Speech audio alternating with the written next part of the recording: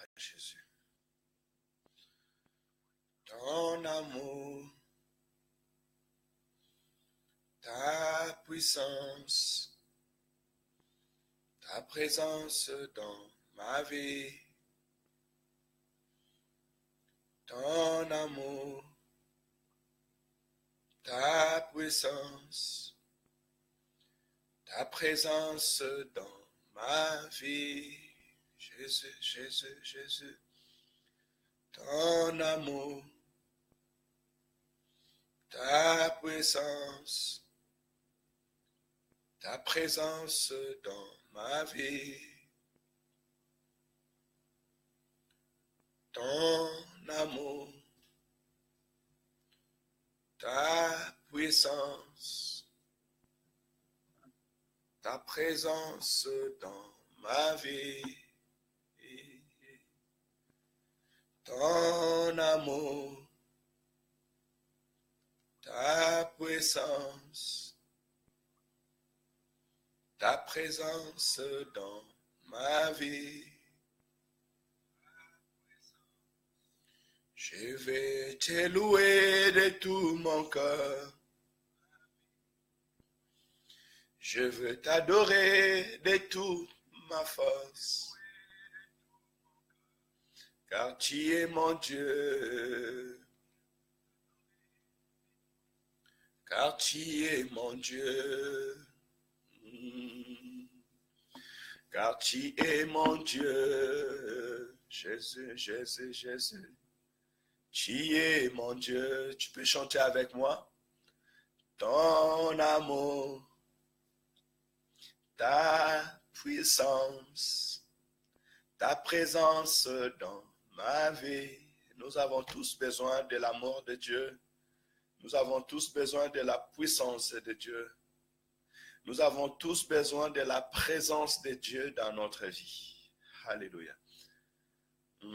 Son amour, parce que c'est son amour qui a fait qu'il puisse se rapprocher de nous. Ce n'était pas par l'effort de l'homme que l'homme s'est approché de Dieu, parce que l'homme ne peut pas s'approcher de Dieu par ses propres efforts. Mais la Bible déclare, car Dieu a tant aimé le monde. Car Dieu a tant aimé le monde. Car Dieu a tant aimé. Car Dieu t'a tant aimé. Qu'il a donné son Fils unique. Que Christ a quitté le ciel pour venir sur la terre. Que le royaume de Dieu est descendu sur la terre. Voilà pourquoi vous verrez même au début, quand Dieu a voulu faire un nouveau départ avec l'homme par Abraham, il est venu se révéler à Abraham. Parce que c'est Dieu qui aime l'homme. Et je peux t'assurer ce matin que l'Éternel, ton Dieu, ton Créateur t'aime. Je peux te rassurer encore pour son amour dans ta vie. Son amour, Jésus, ta puissance, ta présence dans ma vie, ton amour, ta puissance, ta présence dans ma vie, Jésus. Je veux te chanter de tout mon cœur. Je veux t'adorer de toute ma force. Car tu es mon Dieu. Tu es mon Dieu. Tu m'as sauvé pour que je t'adore. Tu m'as sauvé pour que je m'incline devant ton trône de gloire et pour célébrer ton nom. Il nous a sauvés pour faire de nous un peuple qui l'adore, un peuple qui le célèbre, un peuple qui le loue. Voilà pourquoi Moïse avait dit à Pharaon, laissez-nous aller pour adorer. Nous irons, nous, nos femmes, nos enfants, et tout notre bien, tout notre menu bétail, car nous ne savons pas qu'est-ce que nous allons offrir à notre Dieu. La délivrance, C'est l'histoire d'une libération d'un peuple qui sont prêts à aller adorer leur Dieu créateur. Tu es sauvé pour adorer Dieu. Tu n'es pas sauvé pour les choses de ce monde. Ce que tu vois important, Dieu ne le voit pas important. Ce que Dieu voit important, c'est ta vie devant son trône pour l'adorer, pour le célébrer, pour lui rendre des actions de grâce. Alléluia. Il est digne de recevoir nos reconnaissances. Ton amour, Jésus, ta puissance, ta présence dans ma vie. Ton amour, Shiloh, ta puissance, ta présence dans ma vie. Vous savez, la vie chrétienne est une vie de puissance. Il dit, vous recevrez une puissance, le Saint-Esprit de Dieu. La puissance qui vient d'en haut. La vie chrétienne est une vie de puissance. Pour vaincre l'ennemi, il faut être puissant. Pour chasser des démons au nom de Jésus, la parole qui sort de ta bouche doit être une parole puissante. On connaît des pays puissants sur le monde. On connaît des armes puissantes. Et toi aussi, on doit te connaître. Comme on connaît ton Dieu, comme on connaît ton Seigneur Jésus qui est puissant. Devant l'ennemi, il était puissant. Devant la maladie, il était puissant. Rempli de gloire. Voilà pourquoi nous devons demander ce matin encore, Seigneur, que ta puissance soit sur nous. L'esprit que tu avais donné aux disciples, cet esprit qui faisait que tout simplement leur ombre sauvait de malades. Ça veut dire qu'ils étaient entourés de la gloire de l'Éternel, de la puissance de l'Éternel. Que la présence de Dieu nous couvre encore ce matin. Que la présence de Dieu me couvre encore ce matin. Que la présence de Dieu te couvre encore ce matin. Il est écrit, celui qui demeure à l'abri du Très-Haut repose sous l'ombre du Tout-Puissant. La présence de Dieu est une lumière qui nous éclaire. La présence de Dieu fait tomber tout esprit méchant. Voilà pourquoi, tout simplement, lorsque sur le chemin de Damas, Saul a vu la gloire de l'Éternel devant lui, il était tombé par terre. Lui qui pensait être fort, puissant, aller combattre l'Église. Mais quand notre Seigneur lui a apparu sur la route, avec cet éclat, cette présence, il ne pouvait pas résister. Nous avons besoin de la présence de Dieu, de la gloire de Dieu. Et lorsque la présence de Dieu vient dans ta vie, tous les ténèbres se dissipent. La présence de Dieu est semblable à la lumière. Quand une lumière éclaire un lieu, toute l'ombre des ténèbres, tout ténèbre se dissipe. C'est ainsi la présence de Dieu dans la vie de l'homme. Lorsque la présence de Dieu vient dans la vie de l'homme, la maladie se dissipe. Le combat, tout esprit de combat se dissipe. L'Éternel commence à te donner la paix. Tu commences à voir grand, à voir clair, parce que l'Éternel, la présence de Dieu, est avec toi. Je vais te chanter de tout mon cœur. Je vais te louer de toute ma force. Car tu es mon Dieu. Tu es mon Dieu. Bien-aimé, nous invoquons la présence de Dieu. Chante avec moi et invoque ton Dieu. Il dit, invoque-moi et je t'exaucerai. Invoque-moi et je t'exaucerai. Je te montrerai des choses cachées que tu ne connais pas. Prenons ces temps, réellement ces temps avec Dieu. Il siège au milieu de louanges et de l'adoration de son peuple.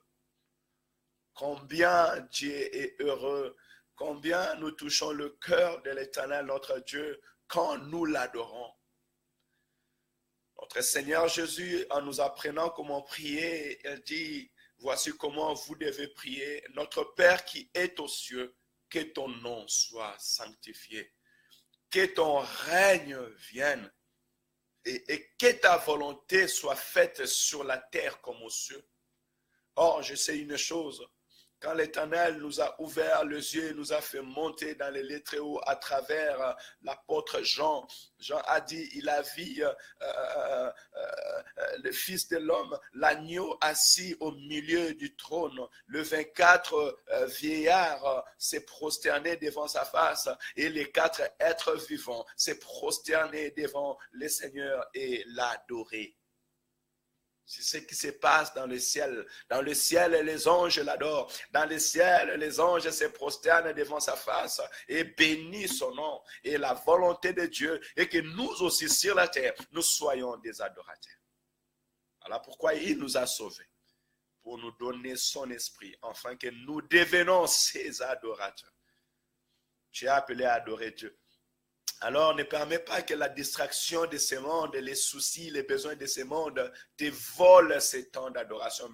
Prépare-toi à être réellement un adorateur. C'est lui qui célèbre son Dieu, qui adore son Dieu, qui voit que sa grandeur, sa puissance et sa gloire. Rokuboroshaya, Indoboroshi kabaramanashinda, Yekebereshi kasana manababa.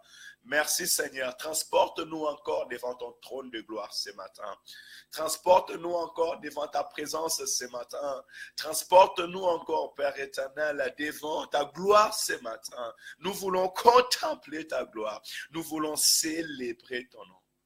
Béni soit le nom du Seigneur Jésus. Béni soit le nom de celui qui nous a rachetés. Alléluia. Tu es vivant, tu es vivant, tu es vivant. Tu règnes, tu règnes, tu règnes.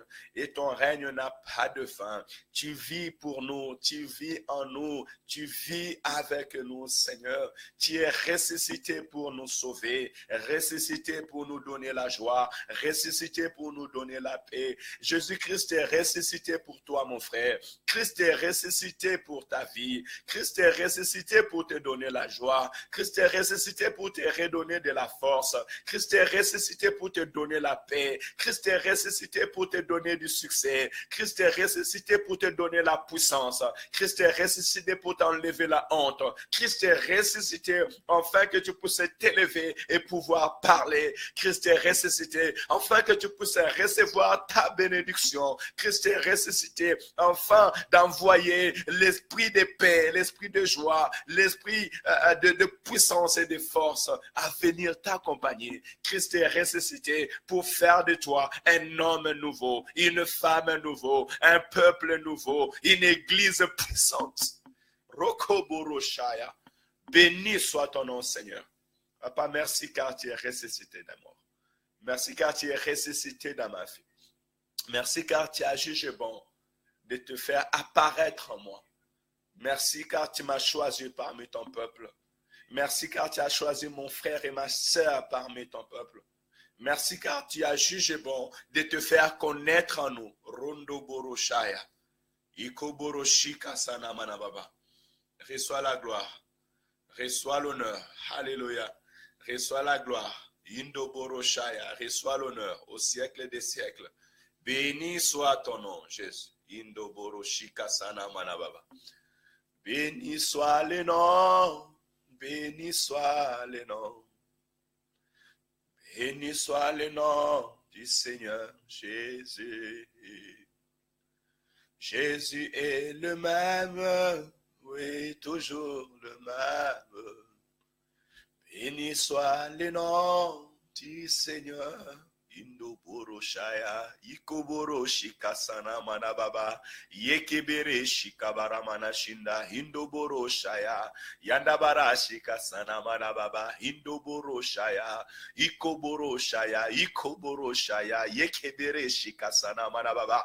Holy Spirit sky, Saint béni du ciel, nous te bénissons. Saint béni du ciel, nous te louons. Saint béni du ciel, nous t'adorons. Père éternel, je viens joindre mon adoration ce matin avec le 24 veillard. Je viens joindre ce matin mon adoration avec les 4 êtres vivants. Je viens joindre maintenant mon adoration avec l'adoration de ton peuple devant ton trône de gloire. Qui est comme toi, Seigneur? Qui donne la vie comme toi? Qui donne la paix comme toi? Qui donne, Père éternel, Seigneur, les bonnes sens comme toi? Tu élèves le faible. Père éternel, tu récupères les rejetés. Tu donnes la sens dans la vie de l'homme. Tu sauves toute l'humanité. Ô Père éternel, toi qui à cause de ta mort, tu as donné la vie à toute l'humanité. Ton amour, Père éternel, Seigneur, a sauvé tous les hommes. Tout homme qui tourne son regard vers toi, Père éternel, tu donnes la vie. Tu arraches de la mort. Tu donnes la vie, Père éternel. Père éternel, tu accomplis ce que l'homme ne peut pas accomplir pour sa propre vie. Tu accomplis ce que les parents ne peuvent pas accomplir pour leur propre enfant. Tu accomplis, Père éternel, ta volonté dans la vie des fils de l'homme. Que ton nom soit glorifié, Seigneur. Bénis-nous de ton amour et de ta présence ce matin. Bénis-nous de ta gloire ce matin. Bénis-nous, Seigneur, de ta grâce ce matin. Bénis-nous de ta présence ce matin. Renouvelle nos forces encore, Seigneur. Que ton esprit se répande encore sur nous, Père éternel. Fais couler le fleuve de ton esprit en nous, oh Jésus. Saint-Esprit, c'est ton temps. Nous passons ton temps. Il est écrit que dans les derniers jours, je répandrai de mon esprit sur toute chair. Nous voici mon frère, voici ma soeur, voici l'église. Répands-toi encore, Esprit de l'Éternel. Agis encore, prends ta place encore. Je te prie, je t'en supplie de prendre encore ta place. Car il est écrit que l'Éternel cherche seulement un homme qui se lèvera à la brèche et qui va intercéder afin que tu puisses sauver le pays. Éternel, nous avons besoin de ton esprit. Que ton esprit encore vienne renouveler, rallumer le feu dans le cœur, dans le corps, dans la vie de mon frère, dans la vie de ma soeur, dans la vie de nos enfants. Père éternel, dans nos maisons, dans nos églises, Seigneur. Nous avons encore besoin du feu de l'Esprit de l'Éternel. Nous avons besoin encore de ta présence. Nous avons encore besoin de ta puissance. Sois libre d'agir. Même si le monde, Père éternel, est rempli du péché, mais nous savons une chose, tu marches avec nous. C'est toi qui es prié de marcher avec nous. Comme les enfants d'Israël dans les déserts. Moïse a dit, si tu ne marches pas toi-même avec nous, ne nous fais pas déplacer d'ici. Ikoboro Shaya. Marche avec nous, Esprit de l'Éternel. Sois les colonnes de feu qui marchent avec nous. Sois les colonnes de feu qui marchent avec nous au milieu de la nuit, au milieu des ténèbres, au milieu des problèmes, au milieu des soucis, au milieu de l'adversité, au milieu des combats. Sois les colonnes de feu qui marchent avec nous, Seigneur. Sois les colonnes de feu qui nous donnent la lumière. Sois les colonnes de feu qui nous donnent la chaleur du jour. Alléluia. Indoboro Shaya. Marche avec ton peuple ce matin. Renouvelle la force de mon frère ce matin. Renouvelle la force de ma sœur ce matin. Alléluia. Nous avons besoin de toi dans cette terre, Seigneur. Au temps où le combat est devenu de plus en plus dur, au temps où le diable est en train de faire sortir toutes ses armes parce qu'il sait qu'il lui reste un peu de temps, je te prie de renouveler nos forces tous les jours. Une armée forte et puissante pour servir l'Éternel, pour gagner plusieurs âmes pour la gloire de Dieu. Marche avec tes serviteurs. Oh, dans les jours quand nous marchons, soit la nuée qui nous guide. Soit la nuée qui nous guide, Seigneur. Ouvre-nous nos esprits. Ouvre-nous la compréhension. Donne-nous la vision. Que nous puissions voir grand. Que nous puissions voir grand, Père éternel. Ne permets pas que quelqu'un n'aie pas les yeux pour voir. Ne permets pas que quelqu'un soit aveugle pour marcher, Seigneur. C'est lui qui est capable de voir les nuées dans le ciel. C'est celui qui a les yeux pour voir. C'est celui qui lève sa tête vers là-haut. Père éternel, permets-nous de lever nos pensées vers toi. Permets-nous de lever nos cœurs vers toi, nos pensées vers toi, nos esprits vers toi. Et permets, Seigneur, à nos yeux spirituels de pouvoir voir tes directions, Seigneur. Parle à ton peuple, parle à ton église, parle à tes rachetés, afin que nous puissions marcher dans les jours avec des directives qui viennent de toi, avec une pensée qui vient de toi, avec un cœur disposé pour toi. Jésus, Jésus, Jésus, Jésus, Jésus.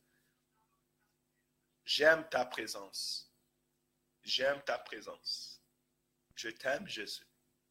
Je t'aime, Esprit de l'Éternel. Je t'aime, Seigneur. Je t'aime, Seigneur. Je t'aime, Seigneur. Je t'aime, Seigneur.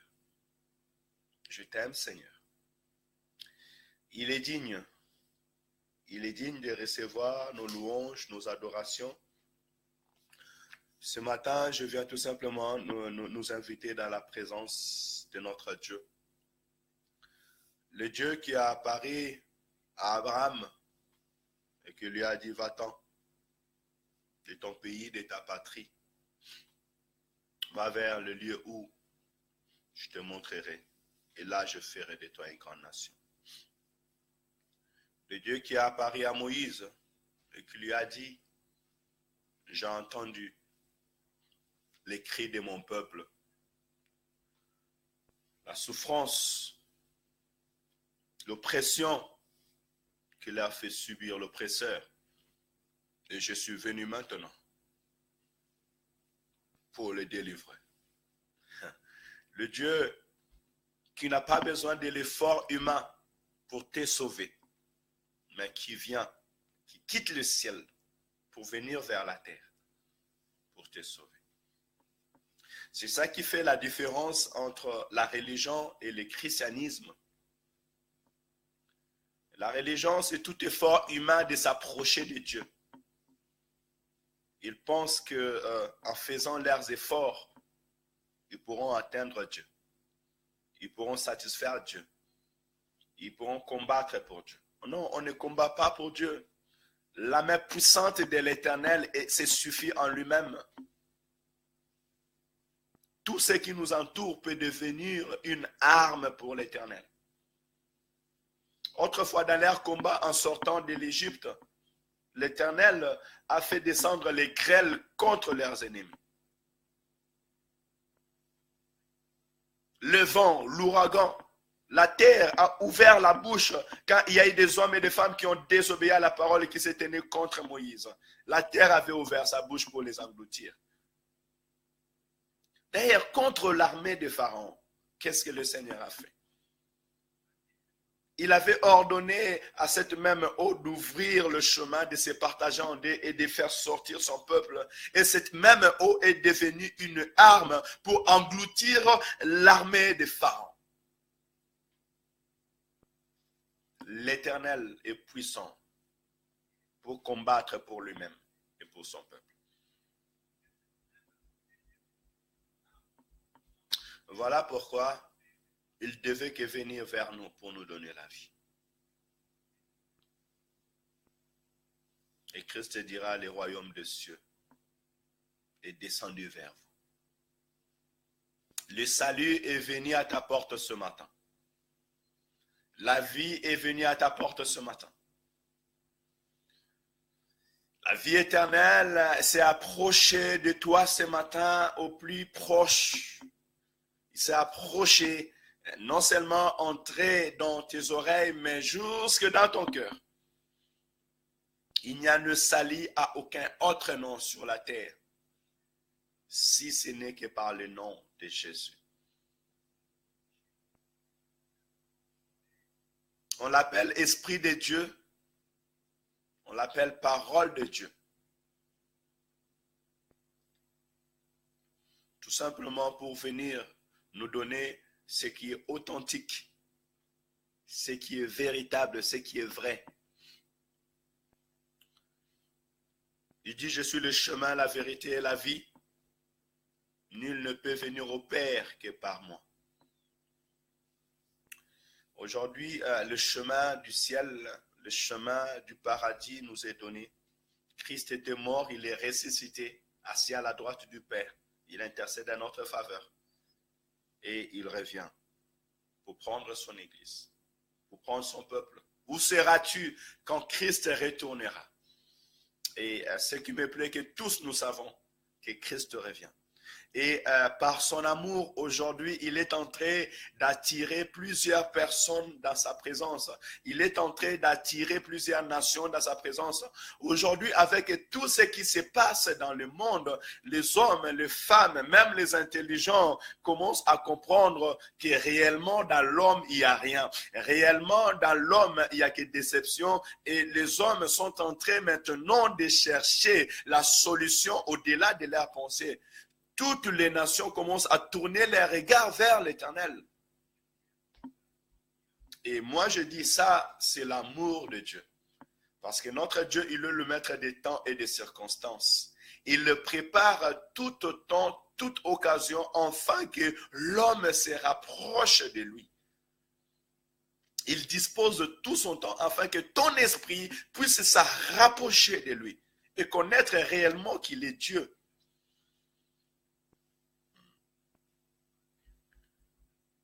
Sois sauvé. Tu peux te poser la question aujourd'hui, à cet instant, te dire que aujourd'hui, si Jésus revient, où serais-je? Parce qu'il vient chercher son peuple.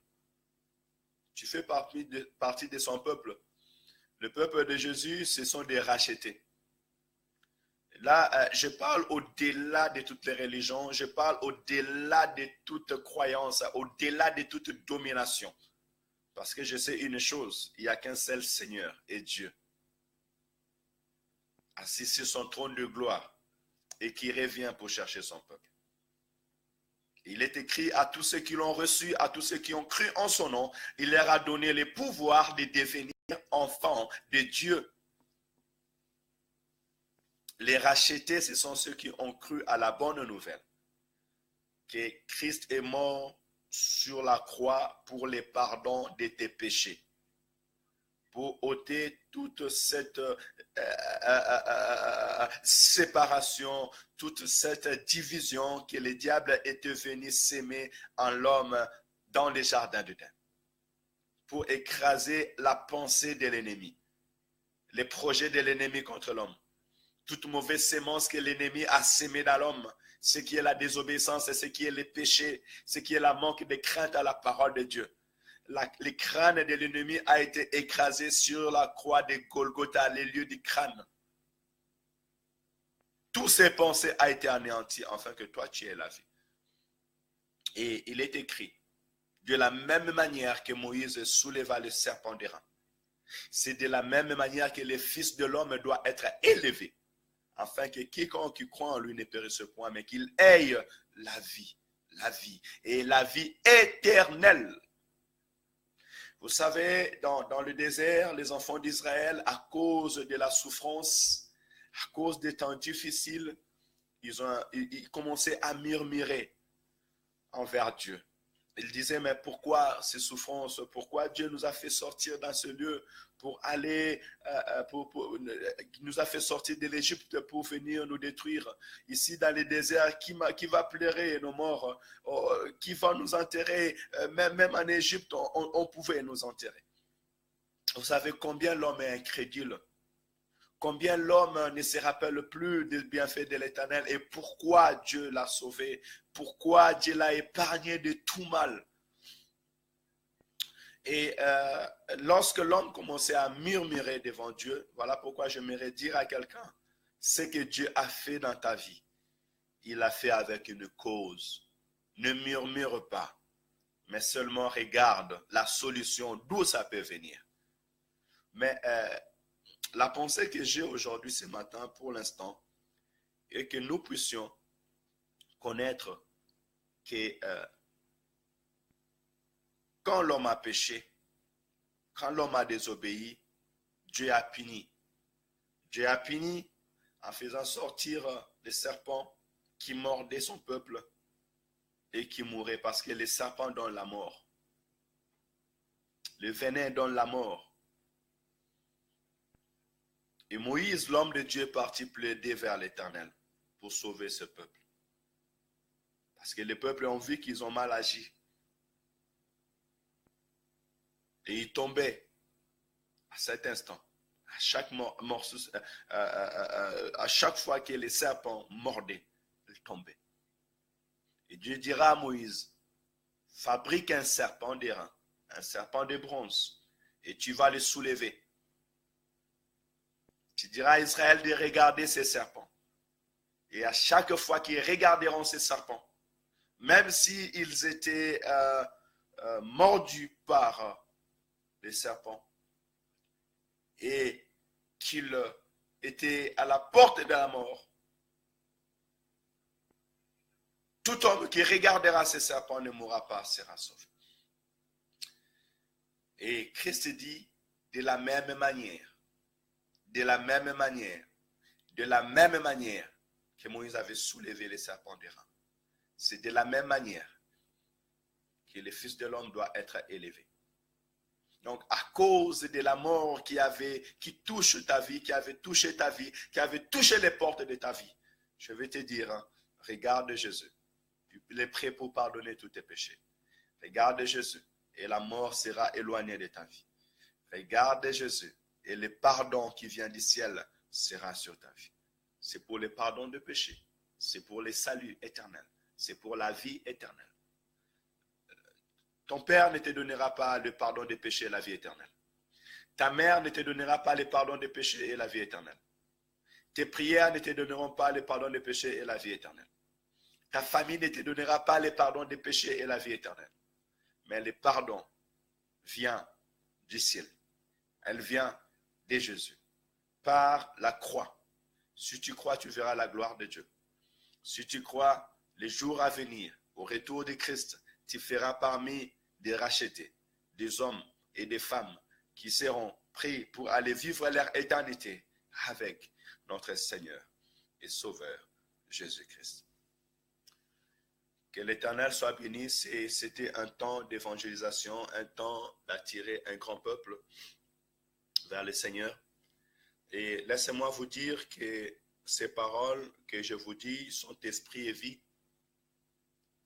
Et ce matin, j'ai à cœur de vous partager ces paroles, la parole esprit et vie, parce que j'ai eu le temps de le partager en ligne, en direct, par conférence au téléphone aux nos frères qui sont aux États-Unis et tous ceux qui nous suivent à travers cette direct et aussi à l'église, partager ses pensées. Et comme je ne l'avais pas fait en direct, Dieu m'a mis à cœur depuis hier soir de pouvoir vous partager encore cette parole, ces pensées de Dieu. Et comme aujourd'hui c'est le matin, c'est que la plupart d'entre nous, c'est notre jour du repos. Donc nous pouvons prendre 1 heure dans la présence de Dieu. Là on a 30 minutes, donc pendant ces dernières 30 minutes, nous pouvons partager la pensée de Dieu. Parole, esprit et vie. Vous savez, dans ce monde, lorsque nous parlons, la parole est un discours. Des hommes disent, ou bien les dictionnaires disent que le parole, c'est des discours, c'est des propos, c'est une faculté de parler. Ou aussi l'assurance ou les promesses verbales. Voilà pourquoi quand d'autres personnes peuvent nous voir ainsi parler le matin, ils diront, mais dès le matin, il s'est levé déjà, il commence à parler. Il aime beaucoup parler, cet homme-là. Le président de la République, lorsqu'on les nomme, avant de les nommer, il passe sur la télé et chacun d'eux commence à parler, à donner ses projets, à dire ses ambitions, à montrer aux hommes qu'il est capable de faire. D'autres disent, je changerai votre situation, je donnerai le travail comment je peux dire, aux chômeurs, j'aiderai de malades, je vais faire ceci, je vais crier cela. Des discours, des discours, des discours. Et au bout d'un certain temps, au bout de leur mandat, lorsqu'on viendra faire le bilan, on verra que le nombre de chômeurs n'a pas changé. D'autres encore ont dit, je n'ai pas de bâton magique. Et pourtant, il faisait des bons discours. D'autres encore ont promis les élections, ont promis une vie meilleure, mais une fois ils ont pris le pouvoir, c'est devenu plus pur que des dictateurs. Parce que ce n'est que des hommes et paroles des hommes. Un homme peut assurer sa femme de l'honorer, la fidélité, tout consort, le bien, de ne jamais l'abandonner. Une femme peut s'engager en jurant à son mari le bien, le bonheur, l'argent et toutes choses. Mais parce que c'est tout simplement des paroles des hommes, ils n'arrivent pas à le faire. Quand le vent vient, quand la tempête vient, celle qui avait dit que je te resterai fidèle devient infidèle. Et l'homme qui s'acharne à faire du bien n'arrive pas à faire du bien. Parce qu'en lui, il n'y a que la parole. Et cette parole n'est pas esprit et vie. Et si nous voyons l'esprit, nous verrons aussi que le monde dit que l'esprit est l'être immatériel. L'être qui ne peut pas prendre le corps. L'être qui ne peut pas définir physique ou corporel. L'esprit, c'est l'être incorporel ou imaginaire. Ça, c'est selon les hommes. Quand on parle de l'esprit, pour plusieurs, c'est imaginaire. Voilà pourquoi même la Bible dit que les choses de l'esprit, c'est une folie pour des hommes animaux, pour des hommes qui ne croient pas en Dieu. Quand tu parles de Dieu, il peut t'appeler fou et il nous appelle des fois des fous. Il peut même te dire, mais est-ce que tu as fumé quelque chose? Pourquoi? Parce que tu es en train de parler des choses de l'esprit. Ce qui est encore spirituel. Un ensemble de facultés intellectuelles et physiques. C'est ça qu'on appelle l'esprit. Une manière de parler, de se comporter. Voilà pourquoi vous verrez quand un homme est précis dans ses décisions, il est dur dans ses décisions, on dit cet homme a un esprit dur. Parce que c'est une expression de l'esprit. Une attitude aussi intellectuelle. Là, je suis en train de donner la définition physique selon l'homme. Et lorsqu'on parle de la vie, c'est tout le phénomène assurant l'évolution de l'organisation, de l'organisme, depuis la naissance jusqu'à la mort. La vie, c'est le phénomène assurant l'évaluation de l'organisme depuis la naissance jusqu'à la mort.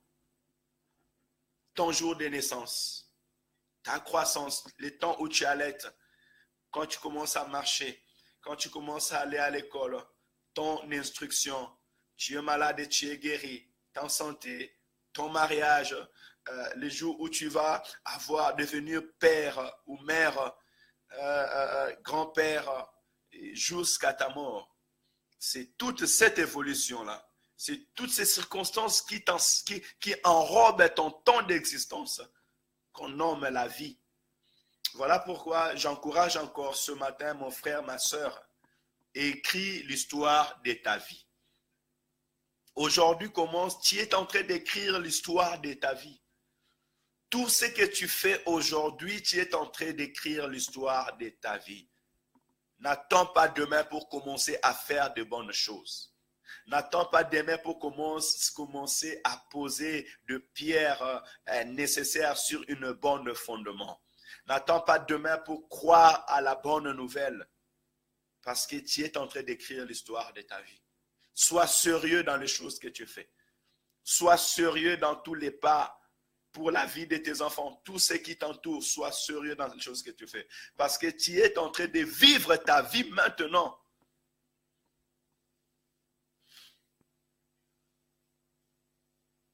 L'existence humaine, le cours de l'existence, l'événement qui les remplissent, durée de l'existence de l'homme. Vous verrez pourquoi un enfant, quand il est né à l'hôpital, on écrit le nom d'un enfant, par exemple, Emmanuel, né le 24. Il a 4 kilos et il est né à 7 heures ou à 8 heures ou à 6 heures. Et si vous allez dans le cimetière, vous verrez qu'on écrit Monsieur X, mort en telle date, né en telle date. L'histoire de l'homme. Vous irez dans les internets, vous verrez, par exemple, si vous voulez prendre l'histoire de Mao ou l'histoire de Lumumba, vous verrez que cet homme, né à telle date, assassiné à telle date, par de telles personnes, c'est ça la vie de l'homme. Quelle histoire tu rencontres aujourd'hui? Mais ce matin, je ne suis pas venu parler de cette parole ou de cet esprit physique, mais je suis venu parler des choses qui viennent du ciel. Jésus-Christ dit que mes paroles sont esprit et vie. Et je vais nous montrer maintenant la différence entre cette parole de l'homme et la définition selon l'homme de la parole et la définition selon la parole de Dieu, selon la Bible, selon l'esprit de la parole de Dieu, de l'esprit et de la vie. Et par là aussi nous montrer d'où vient la parole, esprit et vie. Parce que quand je dis parole, esprit et vie, je dis que la parole, dont dans cette parole est incarné l'esprit et la vie. Parce que la puissance de la parole, c'est lorsque cette parole a l'esprit et a la vie.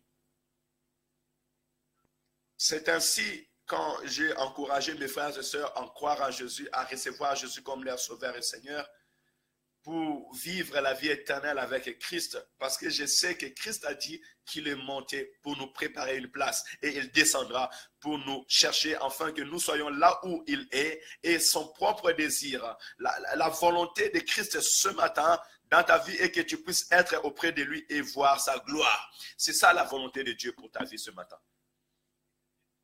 Et donc cherche à marcher selon ses paroles.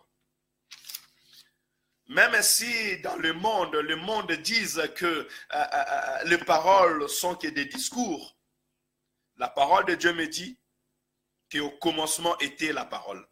La parole était avec Dieu et la parole était Dieu. Quand le monde dit que les paroles sont des discours, mais la parole de Dieu me dit que la parole est Dieu. Quand je dis que la parole est Dieu, je dis que parce que Dieu est le créateur. Quand on parle de Dieu, on parle du créateur. Ça veut dire que la parole de Dieu est une parole créatrice. Elle crée. C'est ça la différence entre les discours des hommes, des présidents, de tous les gens élevés intellectuels de ce monde et la parole de Dieu. La parole de Dieu crée. Lorsque tu écoutes la parole de Dieu, tu écoutes la parole qui peut créer toutes choses dans ta vie. C'est la parole qui emmène en existence ce qui n'existe pas. Il est écrit quand la terre était informe et vide et que l'esprit de l'Éternel était en train de mouver sur les abîmes. Dieu dit que la terre soit et la terre fit, que la lumière soit et la lumière fut. Par la parole, l'Éternel a créé la terre, l'univers et toute son armée. Parce que c'est la parole, esprit et vie. Et je vais t'encourager ce matin, à chaque fois que tu écouteras la parole de Dieu, tu es en train de recevoir la puissance qui crée toutes choses dans la vie de l'homme. Alléluia. Voilà pourquoi même mort après 4 jours, lorsque la voix s'est fait entendre, tout s'est récomposé en lui et il est sorti du tombeau. Lazare. Voilà pourquoi dans les ossements, dans les vallées des ossements desséchés, lorsqu'il a dit, ainsi dit l'Éternel, les ossements devaient se rapprocher entre eux. Et une armée nombreuse sortir. La parole de Dieu n'est pas un discours, mais c'est une parole qui peut tout créer dans ta vie ce matin. Et encore, je donne la définition selon la parole de Dieu. Il dit, là j'ai tiré cette définition en Jean chapitre 1, verset 1, verset 2 jusqu'à verset 4. Il est écrit ainsi pour la parole. Elle était au commencement avec Dieu. Toutes choses ont été faites par elle, et rien de ce qui a été fait n'a été fait sans elle. La parole de Dieu fait toutes choses. Ce n'est pas des discours. Si des hommes de ce monde, si ton père, si ta chérie, si ton ami, si les autorités de ce monde ne peuvent rien faire pour ta vie, mais je peux t'assurer que la parole de Dieu, la parole qui vient de Dieu, la parole qui sort de la bouche de Dieu. Hier, on a exhorté, le psalmiste nous a dit que des choses glorieuses ont été dites sur toi. La parole de Dieu, c'est la parole qui fait sortir la gloire sur la vie de l'homme. Elle peut faire toutes choses. Il dit, toutes choses ont été faites par elle. Est-ce que tu crois ce matin que Dieu, par sa parole, peut faire toutes choses dans ta vie? Mais je peux t'assurer, quand Dieu dit, la chose s'accomplit. Il n'y a rien sur ta santé que l'Éternel ne peut pas faire. J'espère que tu m'écoutes, ma sœur Nathalie. La parole de Dieu, quand Dieu dit sois guéri, tu es guéri. Quand Dieu dit que ton mari est guéri, il est guéri. Peu importe les circonstances, il peut récomposer la vie de l'homme. Et je crois à ce Dieu-là. Et nous témoignerons les choses que notre Dieu fait. Parce que la parole de Dieu a fait toutes choses. Il est écrit, toutes choses ont été créées par elle. Et rien de ce qui existe n'a été fait sans elle.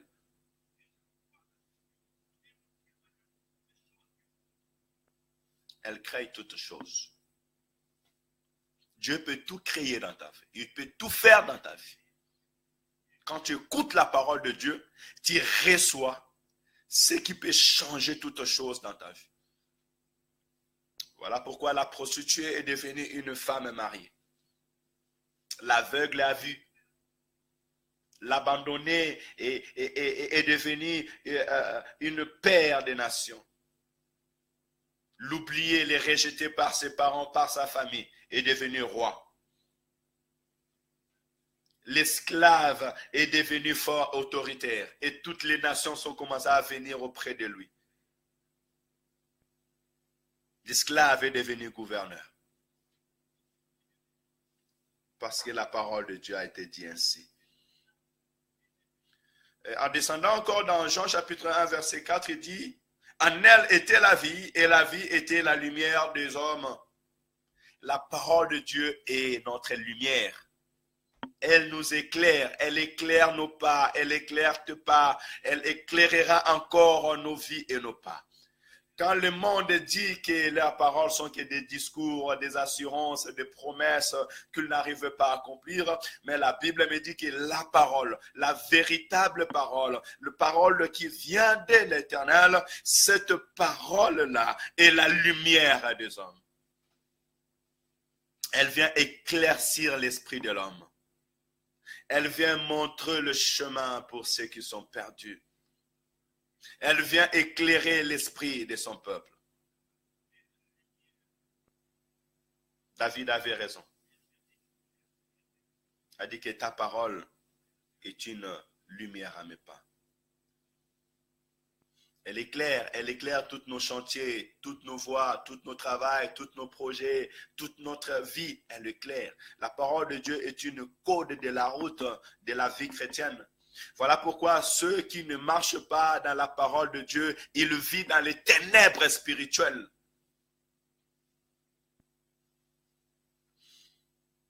Ce matin, j'aimerais que réellement tu puisses commencer à reconsidérer cette parole de vie. Quand le monde dit que l'esprit est immatériel, incorporel, Jésus-Christ dira que Dieu est esprit. Il faut que tout ce qu'il adore, l'adore en esprit et en vérité. Dieu est esprit, mon frère et ma soeur. Donc, l'esprit véritable, quand nous parlons de l'esprit, nous parlons de Dieu. Donc, créateur. Dans une parole où il y a l'esprit, cette parole-là, il y a Dieu lui-même. Il y a la vie. Or, nous savons que notre Dieu, c'est un Dieu créateur. Ça veut dire que l'Esprit de l'Éternel, lorsqu'il vient dans la vie de l'homme, elle ne reste pas seulement immatérielle, mais elle devient matérielle. Elle commence à se manifester. Voilà pourquoi dans Ézéchiel chapitre 37, Dieu dit, je mettrai mon esprit en vous et vous vivrez. Je vous rétablirai dans votre pays et vous saurez que c'est moi l'Éternel qui a dit, qui a parlé. Donc la parole de l'Éternel lorsqu'elle sort, qui apporte la vie en elle, lorsqu'elle vient, elle rétablit. Elle restaure toutes choses. Donc, elle ne reste pas imaginaire. Même si le monde dit que la parole ou l'esprit est imaginaire, mais nous savons que lorsque l'esprit vient, elle vient pour restaurer la vie de l'homme. Elle vient pour rétablir. Voilà pourquoi il est écrit, ce n'est ni par la force, ce n'est ni par la puissance, mais c'est par ton esprit, dit l'Éternel des armées. C'est par l'esprit de l'Éternel que nous pouvons palper toutes choses. Car la parole de Dieu a l'esprit. Voilà pourquoi elle vient pour restaurer. Elle devient palpable. Je vais te dire que le monde spirituel n'est pas imaginaire. Elle est palpable. Elle est réelle. Pour tous ceux qui le reçoivent. Quand l'Esprit de l'Éternel vient en toi, elle te restaure. Et là où il y a l'Esprit de l'Éternel, et il y a la parole de Dieu qui sort, il y a la vie. Voilà pourquoi Christ lui-même a dit, il vous est avantagé que je m'en aille. Maintenant, vous parlez comme des hommes. Maintenant, vous regardez comme des hommes. Maintenant, vous recevez comme des hommes. Or, vous êtes enfants de Dieu, créés à l'image de Dieu. Il vous est avantagé que je m'en aille. Parce que si je ne m'en vais pas, l'Esprit ne viendra pas. Le consolateur ne viendra pas. J'ai envie que vous ayez l'Esprit. C'est lui qui a l'Esprit de l'Éternel. Il commencera à dire des paroles, esprit et vie. Quand tu parleras, cette parole ne restera pas des discours en l'air. Mais cette parole portera la chair. Et les actes de l'Éternel se manifesteront.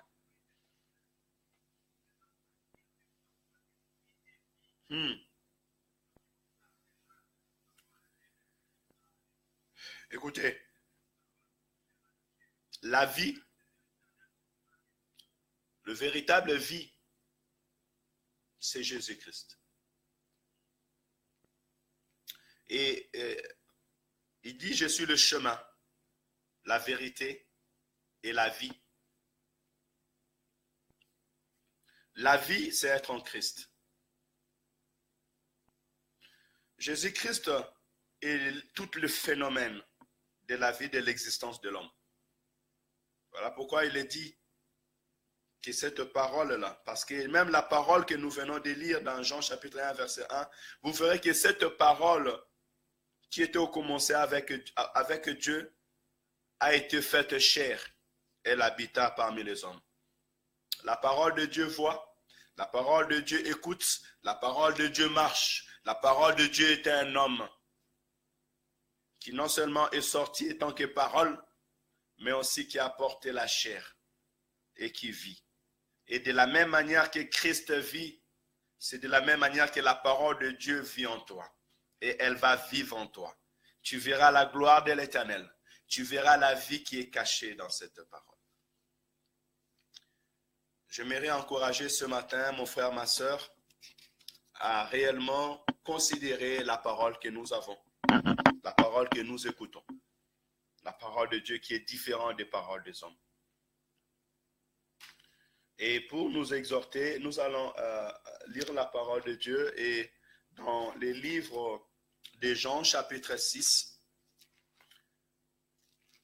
Jean chapitre 6, c'est une histoire que nous connaissons tous, mais nous allons tirer les leçons à travers ces paroles. Et de là, nous allons développer ces deux points.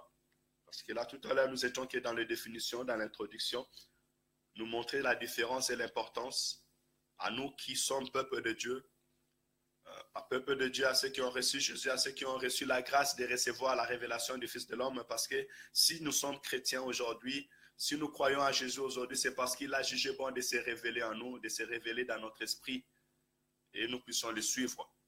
Parce que tous ceux qui ont suivi Jésus, Jésus s'est révélé en eux. Moïse, quand il était parti pour aller faire sortir le peuple d'Israël avec Dieu, si Dieu s'est révélé en lui. Quand Pharaon avait quitté, quand Abraham a quitté la maison de son père à la Mésopotamie pour aller vers où l'Éternel enverra dans le pays des Canaan, Dieu s'est révélé en lui. Quand Pierre a suivi Jésus pour devenir apôtre, c'est Jésus qui s'est approché de lui, qui lui a dit, suis-moi, je ferai de toi un pécheur d'homme. Il s'est révélé en lui. Nathanaël, quand il s'est approché de Jésus, il lui a dit, quand tu étais sous les figuiers, je t'avais vu. Il s'est révélé en lui, le Dieu qui connaît toutes choses.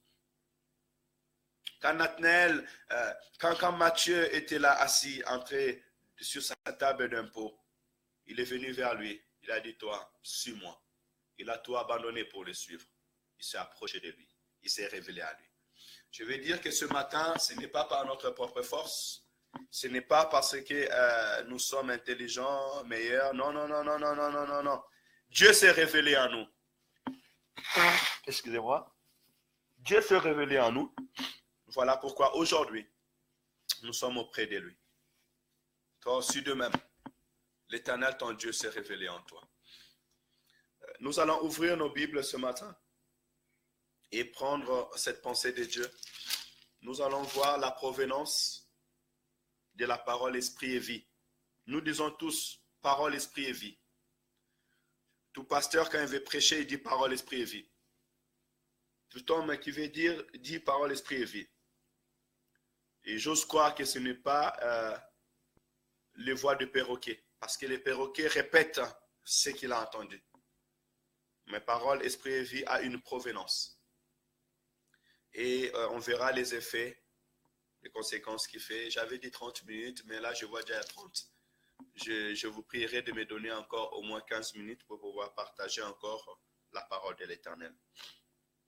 Jean chapitre 6, nous allons commencer à partir du verset 41. Nous allons prendre le temps de lire la parole de Dieu. C'est un plaisir de lire la parole de Dieu.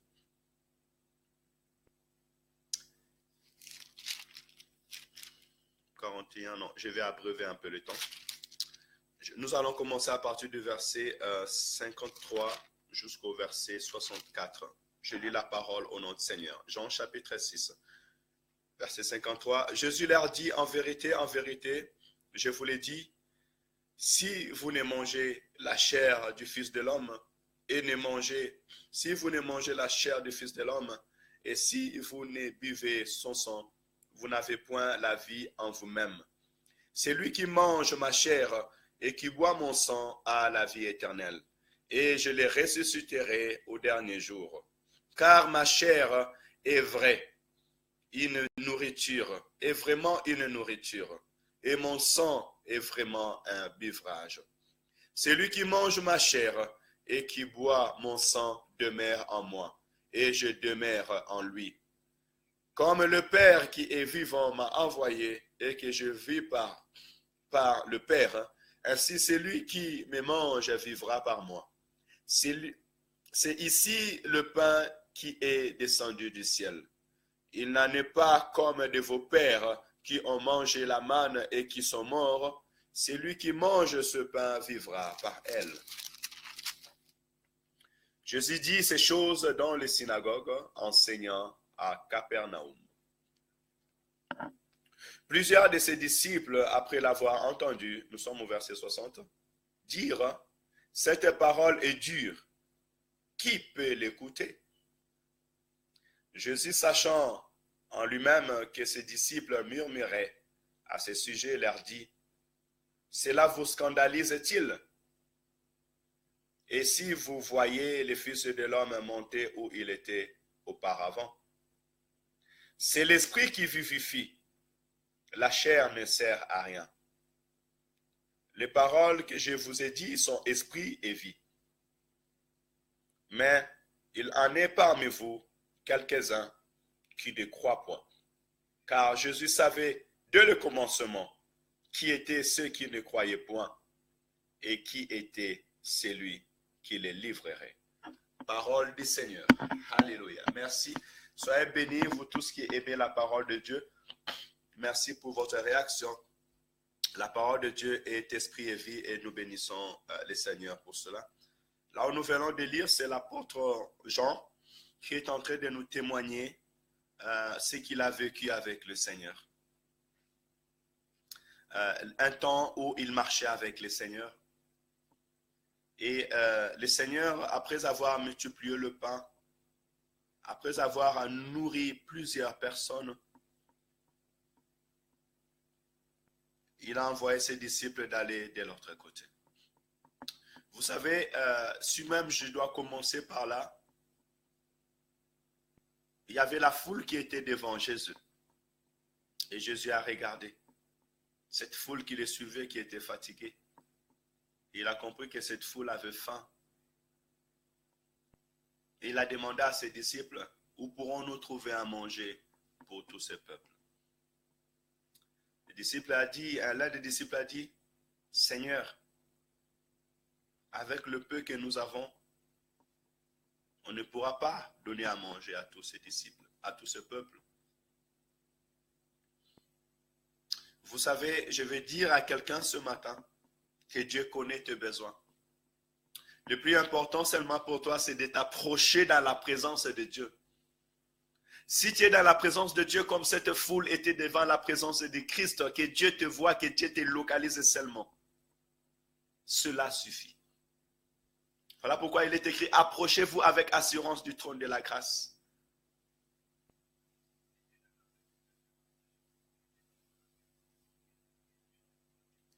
Sois seulement dans la présence de Dieu. Et ton Dieu te connaît. Il connaît tes besoins. Il connaît les besoins de son peuple. Arrête de pleurer. Arrête de te tourmenter. Mais cherche plutôt à être dans la présence de Dieu. À voir Jésus. Vous savez, Zachée a cherché à voir Christ. Il a grimpé, monté même sur le tronc d'arbre. Et quand Christ l'a vu, il lui a dit, descends, je viendrai aujourd'hui dans ta maison. Et lorsque Christ était entré dans sa maison, Zachée, lui qui était quelqu'un qui prenait l'argent des gens et autres, il commençait à dire, ben, à tous ceux que je prie de l'argent, je vais rembourser.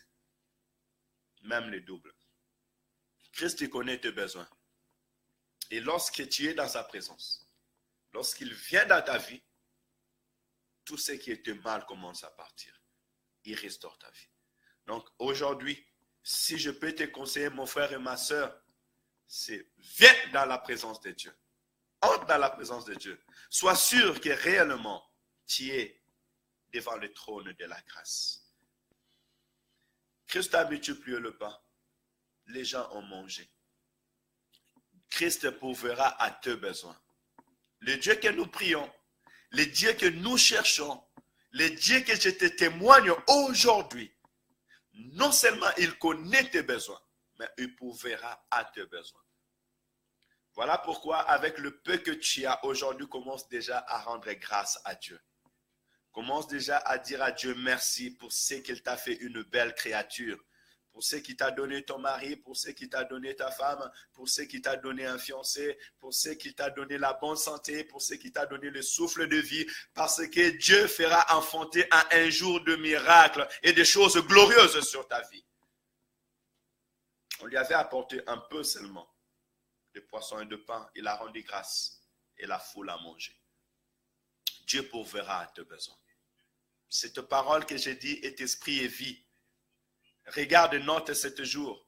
Ce que tu manques aujourd'hui, demain, l'année prochaine, à la même époque, regarde sur ton historique, tu verras que l'Éternel a fait quelque chose de nouveau dans ma vie. Quand le peuple avait mangé, les disciples sont partis de l'autre côté. Et dans la nuit, Christ les a suivis. Et ils marchaient sur les eaux. Écoutez, quand ils ont regardé Christ, ils ont vu que c'était un fantôme. Ils ont cru que c'était un fantôme. Ils ont eu peur. Mais le Seigneur leur a dit, rassurez-vous, c'est moi. Alléluia. Dieu, quand même tu marches dans ta vie, dans le temps où tu penses que la présence de Dieu n'est pas là, je peux t'assurer ce matin que tu es sous le contrôle de l'Éternel. L'Éternel te voit. Dans ta vie, quand tu marches, même si tu passes des temps difficiles, tu passes des temps d'épreuve, parce que la barque est l'image de la vie de l'homme. La barque est l'image aussi de ton mariage, la barque est l'image de ton pays, la barque est l'image du chemin où tu as pris. Et l'eau est l'image des problèmes, des difficultés, des épreuves là où tu passes. Je peux te rassurer que même si tu ne ressens pas la présence de Dieu autour de toi, sache-le que tu es sous ton contrôle. L'Éternel connaît le chemin que tu as pris. L'Éternel le connaît et l'Éternel marche au-dessus de tes problèmes. Le problème dont tu es en train de traverser n'est pas au-dessus de notre Dieu et ne peut pas engloutir notre Dieu. Mais notre Dieu marche au-dessus de tes problèmes. Et il peut te dire, rassure-toi, c'est moi. Sois dans l'assurance. Et je peux te dire ce matin une chose, une belle histoire, et que l'Éternel, ton Dieu, te connaît. Il connaît tous les pas que tu peux traverser. Et Dieu apparaît dans la vie de l'homme de la manière qu'il veut, de la forme qu'il veut. Et Dieu te visitera pas comme toi tu l'attends, mais il va te visiter au-delà de tes pensées. Peut-être le disciple dira, comme il avait pris la barque de Pierre, il va aussi prendre la barque d'une autre personne pour nous rejoindre. Il attendait finir par le barque, ils l'ont vu finir en marchant. Dieu va te visiter d'une manière que tu t'attends même pas. Voilà pourquoi tu dois être comme Abraham, assis et regarder vers devant. Quand le Dieu passera, il dira que ceux-là, ce ne sont pas des hommes naturels, mais c'est mon Seigneur. La visitation de Dieu, toi, disciple de l'Éternel, sache que Dieu peut te visiter en tout moment. Voilà pourquoi ton esprit doit être disposé. Tu regardes vers devant. Sois sensible à la présence de Dieu, à la visitation de Dieu. Dans l'entrepreneuriat biblique, on a parlé de ça, les opportunités. Dieu fait des opportunités dans la vie de l'homme. Il faut savoir les saisir au bon moment. Il y a beaucoup qui sont distraits et lorsque les fils de l'homme passent à côté d'eux, ils ne savent même pas. Lorsque leur temps de bénédiction arrive, ils sont endormis. Fais attention. Dieu avait visité la maison de Lot. Lot est sorti du Sodome et Gomorrhe. Mais sur son chemin, sa femme est devenue un bloc de sel. Parce qu'elle était encore dans la distraction. Elle ne regarde pas les saluts donnés par Dieu. Elle ne regarde pas devant elle. Elle a commencé à regarder derrière. Ne regarde pas derrière. Toi que Dieu a sauvé, toi que Dieu a fait sortir dans le monde, ne regarde pas derrière. Et voilà, ces événements ont passé. Les gens ont mangé, les gens ont bu. Les gens ont mangé. Ils n'en veulent pas bu ce jour-là d'abord. Ils ont mangé premièrement. Après avoir mangé, le soir est passé.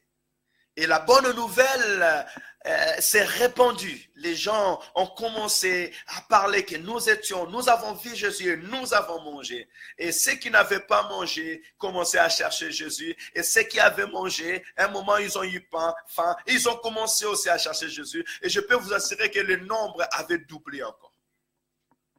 Et lorsqu'ils avaient pris que le Seigneur est de l'autre côté, ils ont pris leur barque, ils ont couru pour venir vers Jésus. Arrivés auprès du Seigneur, ils diront même, Seigneur, comment tu es arrivé ici? Nous te cherchons. Et c'est là que le Seigneur a dit, vous me cherchez parce que vous avez mangé et vous me cherchez parce que vous avez été rassasiés. Ne me cherchez pas pour des choses périssables, mais plutôt pour la vie. Je vais dire à mon frère et à ma soeur, nous ne croyons pas en Jésus pour les choses de ce monde, pour le matériel, pour le mariage, pour la finance, pour avoir de méga ce que vous voulez compléter derrière ce méga, vous voulez compléter. Tu ne viens pas pour Jésus tout simplement pour la santé ou parce que tu as besoin. Mais quand tu viens auprès de Jésus, quand tu vas à l'église, quand tu vas chercher la face de Dieu, va pour la vie éternelle. Parce que même Christ nous le conseille et il le dit. Cherchez premièrement le royaume et la justice de Dieu. L'autorité de Dieu, la puissance de Dieu. Entre dans la connaissance, à connaître comment ton Dieu fonctionne, comment le royaume de Dieu fonctionne, comment est-ce que Dieu donne la vie, comment Dieu pardonne, comment est-ce que Dieu engloutit la puissance de l'ennemi, comment est-ce que Dieu restaure. Au lieu de chercher seulement la restauration. Il dit, toutes ces choses vous seront données abondamment. Christ avait seulement rendu grâce et il a donné à manger. Il n'a pas dit, Seigneur, donne du pain, fais tomber du pain dans le ciel pour que les gens mangent. Il a rendu grâce avec le peu qu'il avait. Et ce peuple a mangé. Voilà pourquoi vous verrez plusieurs de ceux qui viennent auprès de Dieu à cause du matériel, des choses de ce monde. Lorsqu'ils les reçoivent, ils vont loin de Dieu. Et s'ils ne les reçoivent pas, ils se fatiguent. Mais ceux qui viennent auprès du Seigneur pour la vie éternelle, ils s'accrochent en lui et portent leur croix pour le suivre. Que ce soit dans le vent, que ce soit sous le soleil brillant du matin, qu'il soit à Cana ou qu'il soit en Égypte, il reste un Josué de l'Éternel. Après avoir enseigné ces choses, Christ va entrer dans les synagogues, là où nous venons de lire. Et lorsqu'il est entré dans les synagogues, il va commencer à enseigner. Il y avait des pharisiens, il y avait la foule qui était là. Et il va leur dire, je suis le pain qui vient du ciel. Je suis le pain qui est descendu du ciel. Celui qui mangera ma chair, qui boira mon sang, il aura la vie éternelle. Vos pères ont mangé le pain dans le désert et ils sont tous morts. Mais voici le véritable pain. Mais voici, si vous mangez ma chair et vous buvez mon sang, vous aurez la vie éternelle. Car je suis venu pour donner la vie aux hommes. Oh, scandale! Les gens qui l'écoutaient ne sont pas comme toi qui écoutes ce matin. Parce qu'aujourd'hui, tu vas en l'église, tu te rappelles du sacrifice de l'Éternel, tu te rappelles de la mort sur la croix, tu partages le pain et tu crois. Mais là où nous venons de lire, dans Jean chapitre 6, les disciples n'étaient pas encore passés sur la table pour vivre ces choses. Et les gens, quand ils voyaient Jésus, ils voyaient un homme. Ils ont même dit, mais n'est-ce pas lui le fils de Joseph, le fils de Marie? Nous connaissons ce frère. Nous connaissons comment il a grandi. D'ailleurs, nous ne comprenons pas réellement son origine en réalité. On le connaît, cet enfant-là. Comment il peut dire qu'il vient du ciel? Les paroles qu'ils sont en train de dire, ce sont des discours d'imaginaire. D'autres pourront dire encore qu'il a perdu la tête. Ils ne savaient pas que les paroles qui étaient en train de sortir étaient des paroles esprit et vie. Et beaucoup aussi aujourd'hui, ils nous écoutent, ils viennent dans l'église, ils lisent la parole de Dieu, mais ils n'arrivent pas à accepter cette parole. Ils n'arrivent pas à accepter réellement que Jésus sauve, Jésus guérit, Jésus libère, Jésus donne la vie éternelle. Jésus était mort et ressuscité d'entre les morts.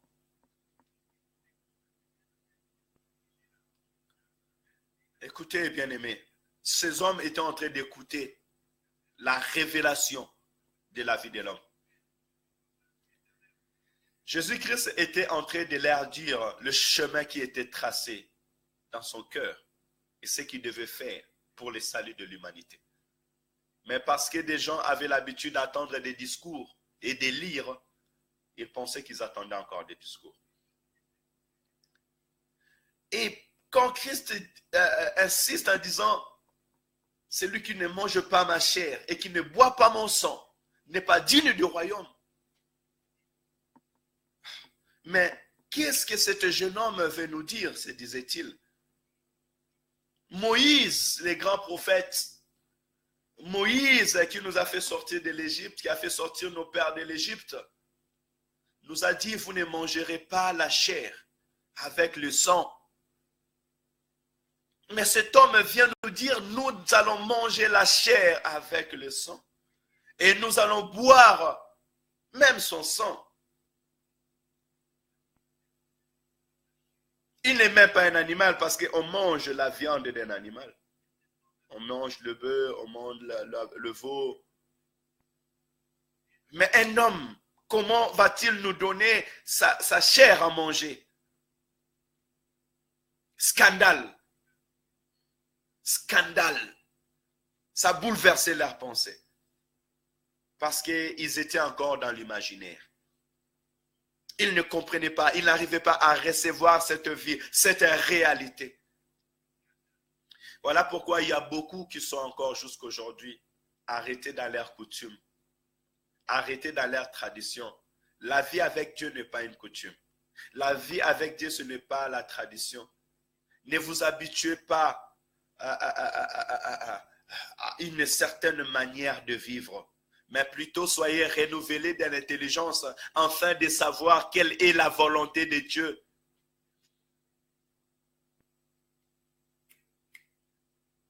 Vous savez, la Bible me dit qu'en ces jours-là, les disciples qui marchaient à peu près au nombre de 70 avec Jésus, ce jour-là, beaucoup l'ont abandonné. Ils étaient scandalisés. Ils ont dit, cet homme, les paroles qu'il est en train de dire, ces paroles-là dépassent notre pensée, notre intelligence. On ne peut plus suivre encore cet homme. Ça scandalisait tout le monde. Ils sont partis. C'est de là où même Christ retournera et regardera. Ses disciples dira, et vous? Pourquoi vous ne partez pas? Et là, Pierre dira, où irons-nous encore? C'est en toi qu'il y a la parole de la vie éternelle. Vous savez, ce matin, je veux que nous deviendrons des véritables disciples, des disciples fidèles, des disciples qui sont fidèles dans leur engagement, fidèles avec Jésus-Christ, fidèles dans la parole de Dieu, jusqu'à ce qu'ils verront cette parole s'accomplir dans leur vie. Il y avait plusieurs disciples au nombre de 70, mais parmi eux, il y avait des disciples qui n'étaient pas fidèles. Et Dieu te connaît, Dieu me connaît, Dieu connaît le cœur de tout homme. Et si l'Éternel parle ce matin encore à ton cœur, c'est parce qu'il veut que tu puisses écouter cette parole de l'Esprit. Ce n'est que des disciples qui étaient fidèles avec Jésus, qui ont vu la parole que Christ avait dit, qui ont pu être sur la table et manger le pain en disant prenez ceci et ma chair. Ils ont pris le vin, ils ont dit prenez ceci et mon sang. C'est la chair que je donne et le sang que je donne pour le salut de l'humanité, pour la vie de l'humanité. Image de la mort du Christ. Les disciples ne pouvaient pas aller jusqu'à la table, vivre jusqu'à la table s'ils n'étaient pas restés fidèles. Parce que les paroles qui sortaient de la bouche de l'Éternel étaient les paroles esprit et vie. Écoutez, ceux qui reçoivent la parole esprit et vie, Dieu est en train de leur révéler les choses cachées pour leur vie, ce qu'il va faire dans leur vie. Tu sais, si Dieu veut te dire que je vais te sauver, ou je te sauve, sache que Dieu déjà t'a révélé ce qu'il veut faire dans ta vie. C'est pour cela, lorsque Moïse a reçu la parole esprit et vie, l'Éternel a dit, j'ai écouté, j'ai entendu, je suis descendu. Va dire à mon peuple que le Dieu de vos pères, le Dieu d'Abraham, d'Isaac et de Jacob est venu pour vous délivrer. Il vous a visité.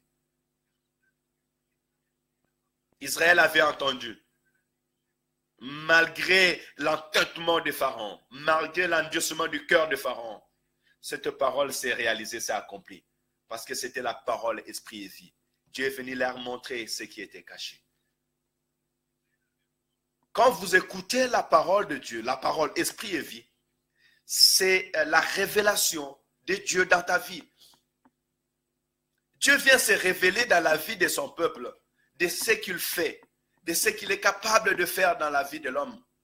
Même quand Christ nous dit qu'au dernier jour, vous porterez tous le corps des anges et vous monterez avec moi pour voir la gloire du Père, la gloire que le Père m'a donnée, c'est qu'un jour nous porterons le corps des anges et nous irons vers le Seigneur, voir sa gloire et bénir le nom de Jésus, dire béni soit le nom de Jésus, béni soit le nom de celui qui nous a rachetés. Cela n'est pas une histoire, mais c'est une vie et le Seigneur vient nous le révéler afin que nous soyons déjà prêts pour contempler.